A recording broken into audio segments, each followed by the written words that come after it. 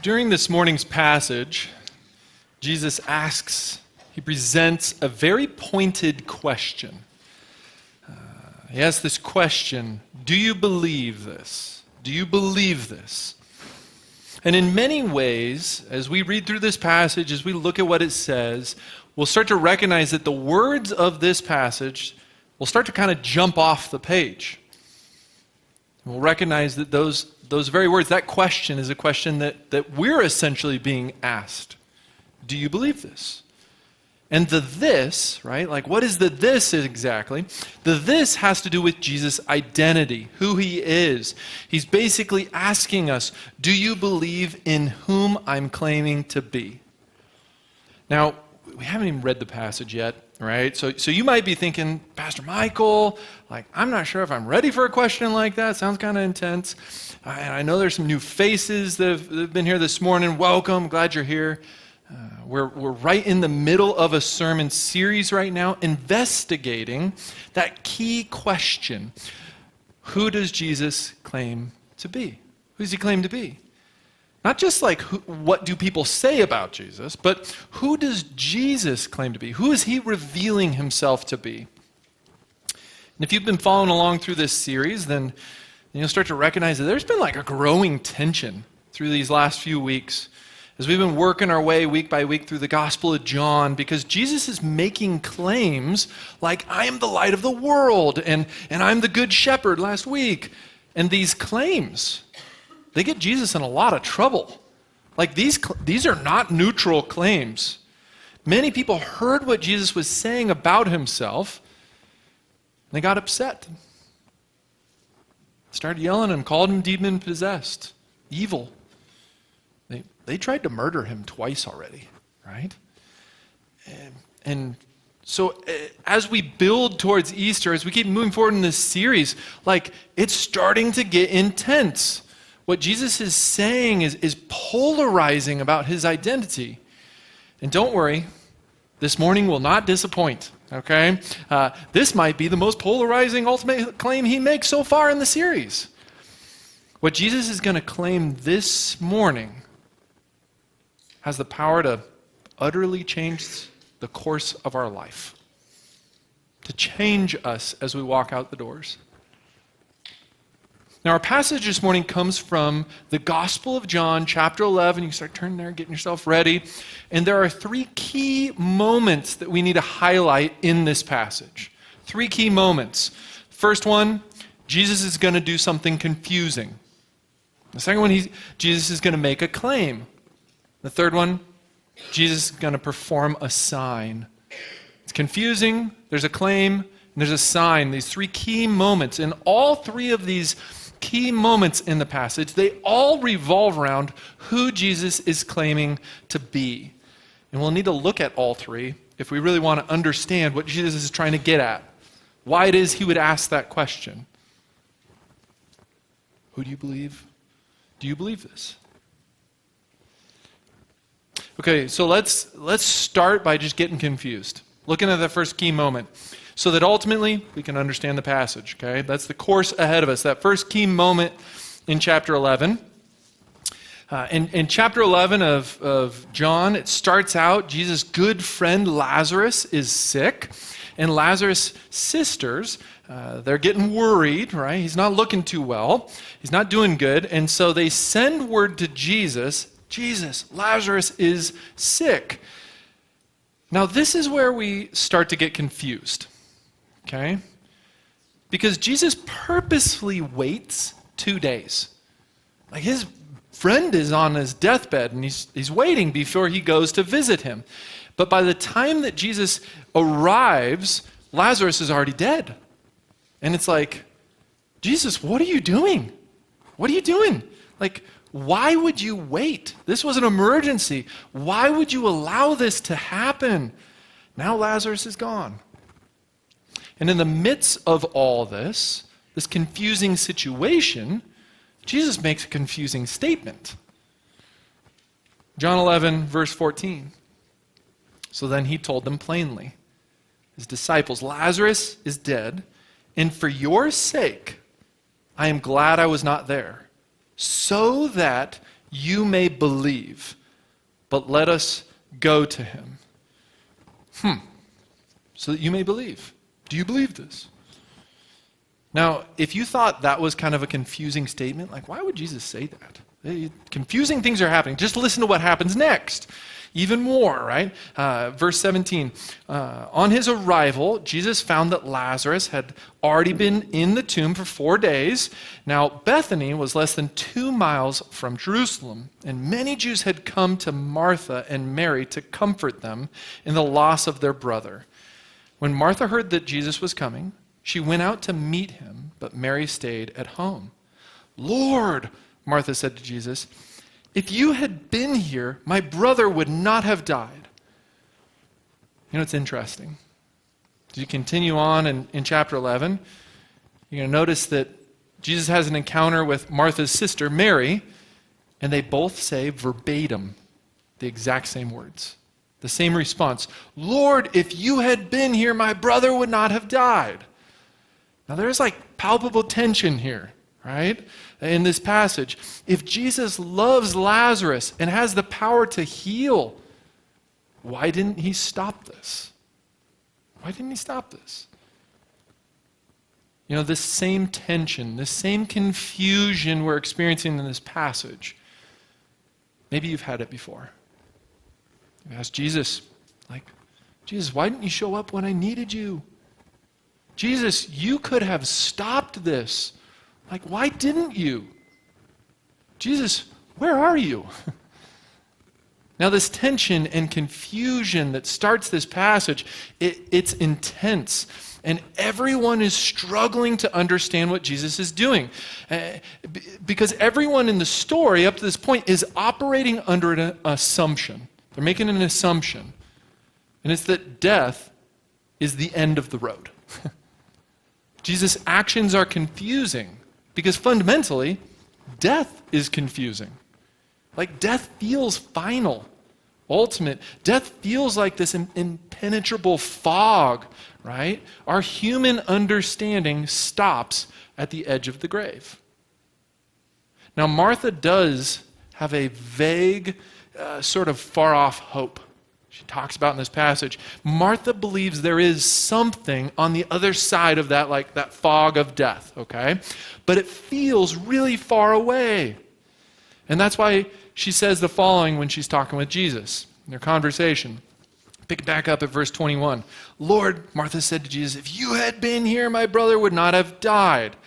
But I know that even now, God will give you whatever you ask. Jesus said to her, your brother will rise again. Martha answered, I know he will rise again in the resurrection at the last day. Jesus said to her, I am the resurrection and the life. The one who believes in me will live, even though they die.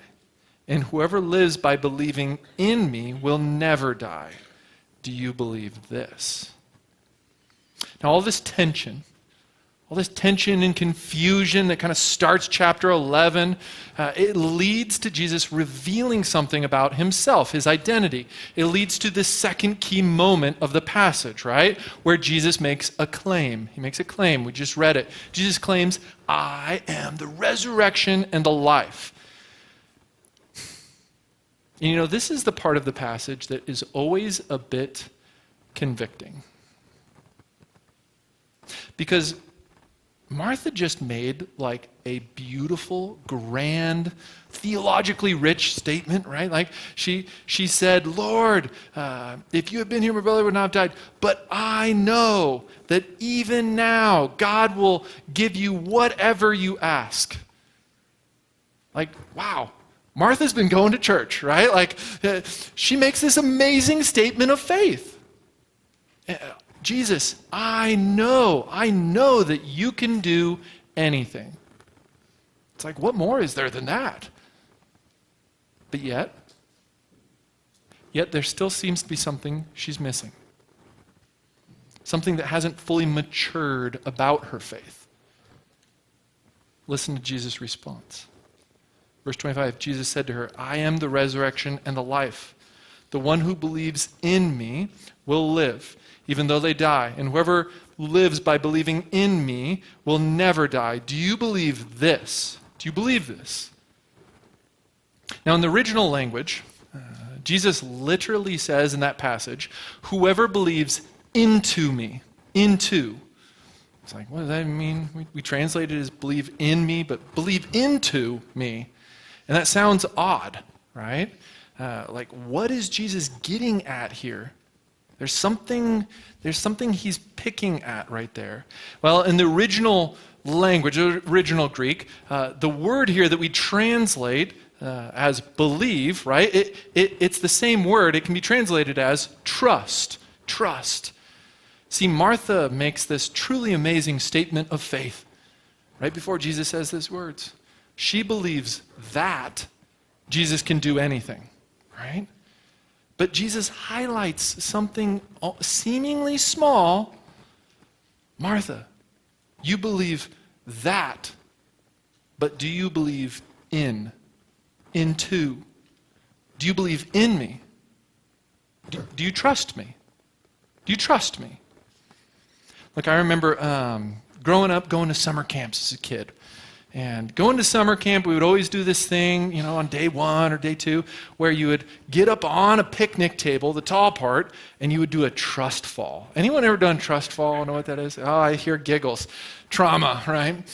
This trust fall idea, you get up on a real high point, the top of the table, and the rest of your cabin goes around in front of the table, and they get ready, and what you do, you fall. And you close your eyes, you cross your hands, and you fall off the table, and you trust that they will catch you, okay?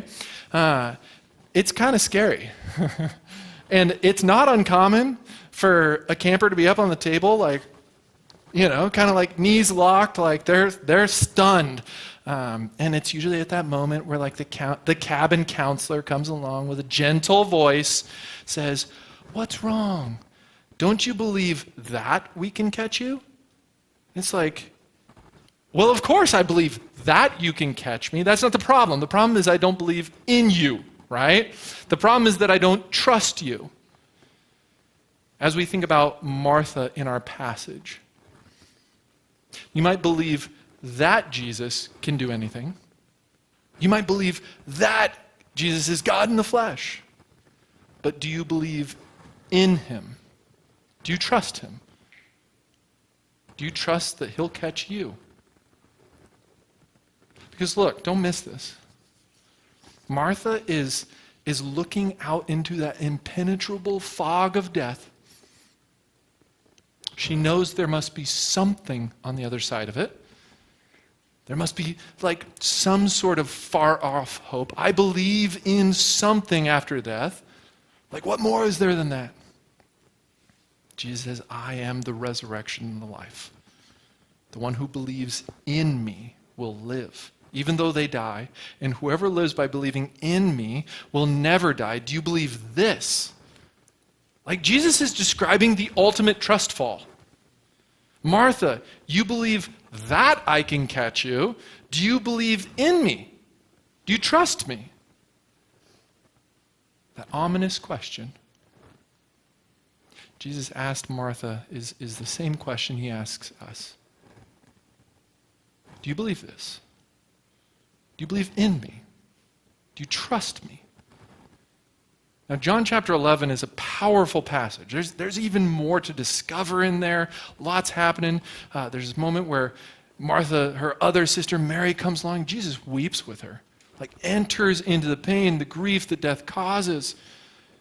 But I want to highlight the third key moment in this passage in which Jesus will perform a sign. A sign. I'll read it for you. Picking up in verse 38. Jesus, once more deeply moved, came to the tomb. It was a cave with a stone laid across the entrance. "Take away the stone," he said. "But Lord," said Martha, the sister of the dead man, "by this time there's a bad odor, and he's been there for 4 days." Then Jesus said, "Did I not tell you that if you believe, you will see the glory of God?" So they took away the stone. Then Jesus looked up and said, Father, I thank you that you have heard me. I know that you always hear me, but I said this for the benefit of the people standing here, that they may believe that you sent me. When he had said this, Jesus called in a loud voice, Lazarus, come out. The dead man came out, his hands and feet wrapped with strips of linen, a cloth around his face. And Jesus said to them, take off the grave clothes and let him go. You know those trust falls at camp? They were always a lot easier when someone else went first.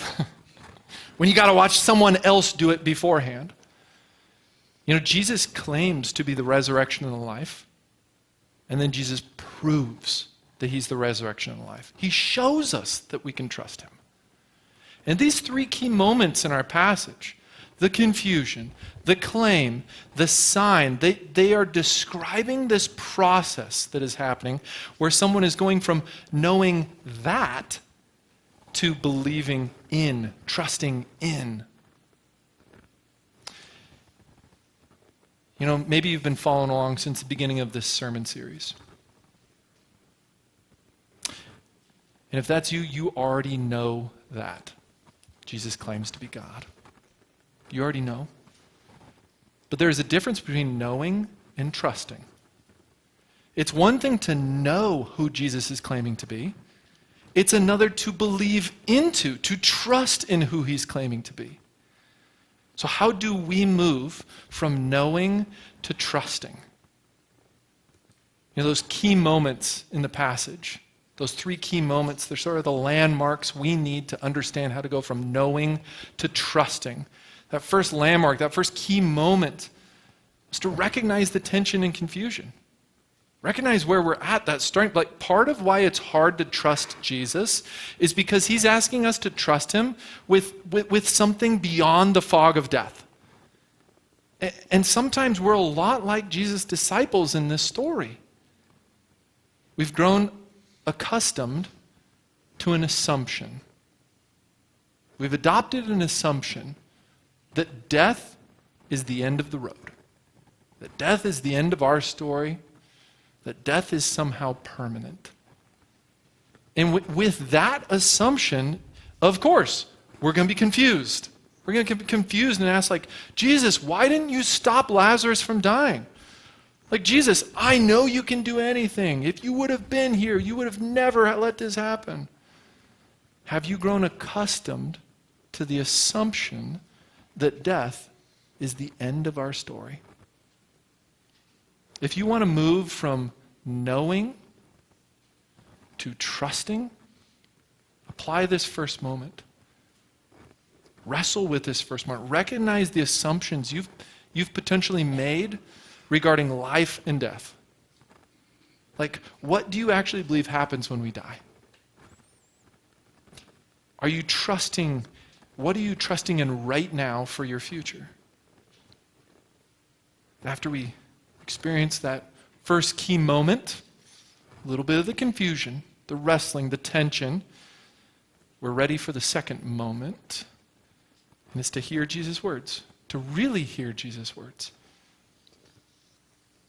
He says, I am the resurrection and the life. The one who believes in me will live, even though they die. And whoever lives by believing in me will never die. Do you believe this? Like, Jesus is saying, like, death is not the end of our story. Death is not the end of your story. Following Jesus doesn't lead to death, it leads through death. Jesus claims to know exactly what's on the other side of that fog. Maybe you've been going to church for a while. Maybe sort of like Martha. And you believe sincerely, like, Jesus can do anything. Awesome. But do you trust him with this? Do you believe that he'll catch you? Like, Jesus is promising he'll catch us in this passage, that death is not the end. That's what this claim means. That's why he gives this claim. If you want to move from knowing to trusting, look closer at what's happening in this passage. This week, apply this key moment, this second moment that we saw. Hear Jesus' words. Maybe this week ahead it means, you know what? I need to wrestle with this. I need to read John 11, 25, and 26 each day. These verses. I need to hear those words. I need to ask myself, do I actually trust this? Almost Jesus' little ominous question at the end. Let it pierce in. Let it sink in. Do you believe this? Do you believe this? After we wrestle, after we hear Jesus' words, it's time for the third key moment, this transition from knowing to trusting. And it's to look at the sign. Look at the sign. Behold the sign. Jesus will demonstrate, prove that there is life after death. Jesus raises Lazarus from the dead. It's already been 4 days. His body's decomposing. It's smelly. No problem. No problem. And if you continue reading on through John chapter 11, that moment afterwards, after Jesus raises Lazarus from the dead, the high priest, it's like a pinnacle moment, a turning point. There's no going back from this one. The high priest himself even declares, Jesus must die. Must die. Basically, after Jesus calls Lazarus out of the grave, the implication of that is that therefore Jesus will be sent to the grave. So pause and recognize the raising of Lazarus, right? Raising Lazarus from the dead. It was a sign. But it was actually a sign pointing to an even greater sign. An even greater sign. Lazarus is preparing us for what's coming next. On Good Friday, it's Jesus' death. And on Easter morning, it's the moment when the stone is rolled back, and it's Jesus walking out of the tomb. And Jesus' coming victory over death is of an even greater magnitude than what's happening in the passage today. Lazarus is just a foreshadow, a taste. Don't miss this. Lazarus, he walks out of the grave, but he will die again one day.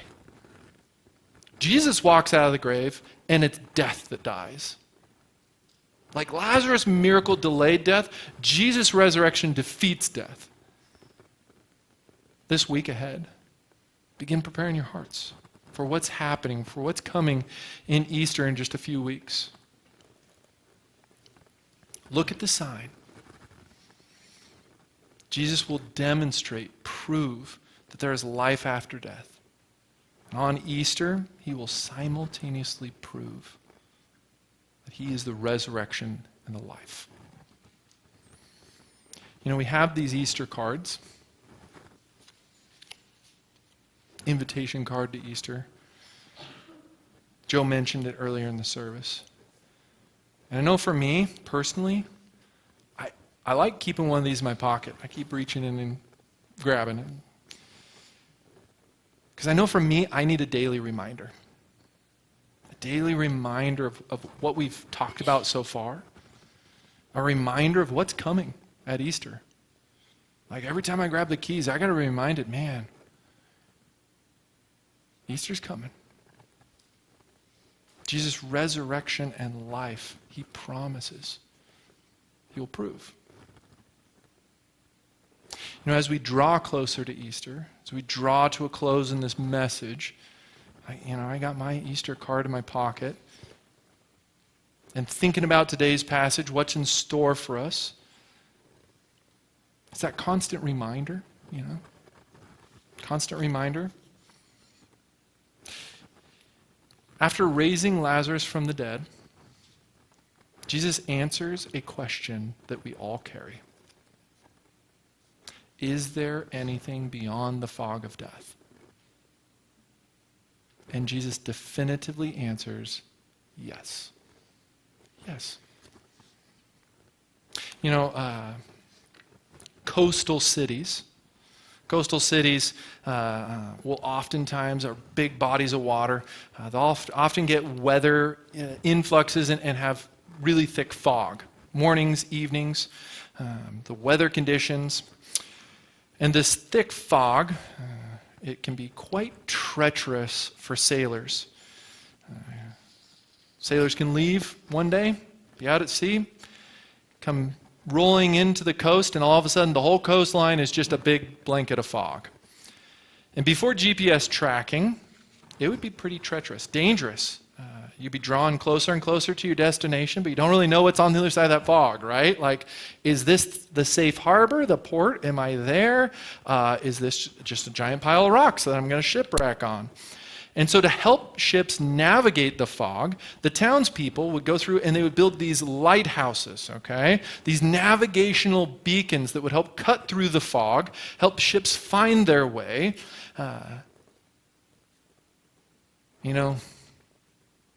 Death feels like a fog we cannot see through. But Jesus has already walked through it. And he doesn't just tell us, he proves it. Jesus is the resurrection and the life. Which brings us back to that same question Jesus asked Martha in the passage. Do you believe this? Do you believe this? Not just believe that, believe in him. Because he's the only one who's been through the fog and come back to lead us home. Let's pray together.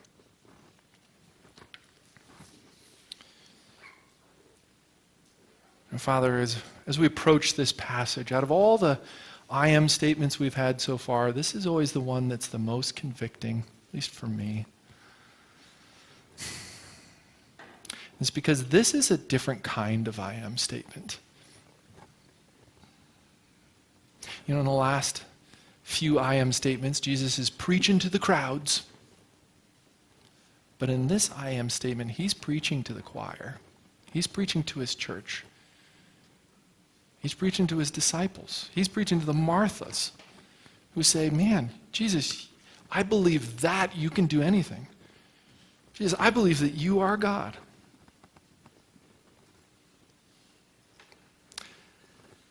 And he's challenging us because it's not just a belief that, it's a trust in. Do you trust me? I know you believe I can catch you. Do you trust me? So Father, as we approach Easter, this week ahead, I pray that you would help us to just be working through this passage. That you would be working in our life, bringing us from this moment of knowing to trusting. From believing that to believing in.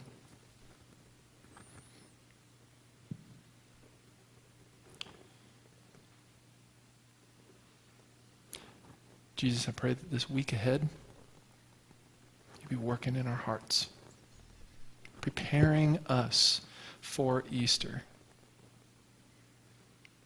Because it's the moment where you say, man, I won't ask you to do anything I wouldn't do myself. I'll do the trust fall first and show you.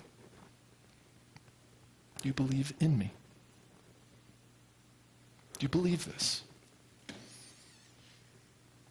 God, I pray that you begin preparing our hearts as you were preparing the disciples' hearts in this chapter we read for what's coming.